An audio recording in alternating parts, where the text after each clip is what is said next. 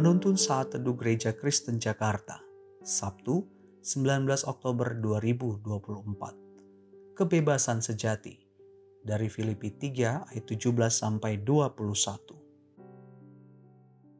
Saudara-saudara, ikutilah teladanku dan perhatikanlah mereka yang hidup sama seperti kami yang menjadi teladan bagimu.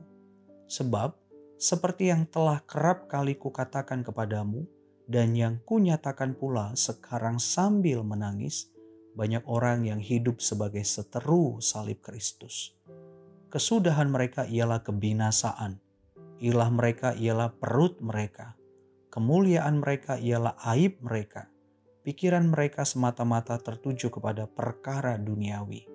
Sebab kewargaan kita terdapat di dalam surga, dan dari situ juga kita menantikan Tuhan Yesus Kristus sebagai Juru Selamat yang akan mengubah tubuh kita yang hina ini sehingga serupa dengan tubuhnya yang mulia menurut kuasanya yang dapat menaklukkan segala sesuatu kepada dirinya. Saudara, ilusi berkata, kamu adalah pusat hidup. Jadi kamu bebas untuk memilih, melakukan, menikmati apapun yang kau inginkan. Kamu adalah tuan bagi dirimu sendiri.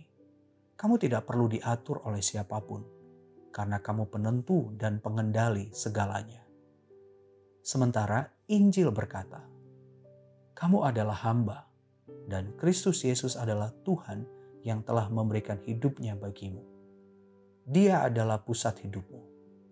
Di dalam Kristus, kamu telah dibebaskan dari kuasa dosa dan maut kekal. Kini kamu adalah orang bebas. Bebas menyembah Allah yang benar. Bebas mengenal Kristus. Bebas melayani Allah dan sesama. Saudara, Rasul Paulus mengingatkan jemaat Filipi mengenai salah satu elemen penting dari kebenaran sejati, yaitu kebebasan.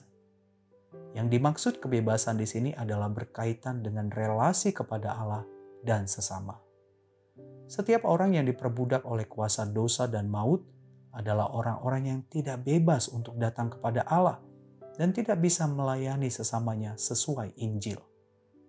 Mereka adalah orang-orang yang terbelenggu kejahatan. Namun bagi mereka yang telah dibebaskan Kristus dari kuasa dosa dan maut, mereka adalah orang-orang yang bebas untuk datang kepada Allah dan melayani sesamanya sesuai Injil. Mereka bebas untuk menyembah Allah, mengenal dan mengikut Kristus Yesus. Mereka juga bebas untuk memberi diri mereka melayani sesama mereka berdasarkan Injil. Hal ini yang dialami oleh Rasul Paulus dan rekan-rekannya yang menjadi teladan bagi jemaat di Filipi. Mereka telah dibebaskan Kristus dari kuasa dosa dan maut, sehingga mereka menjadi orang-orang yang bebas menyembah Allah, mengikut dan mengenal Kristus, melayani sesama mereka.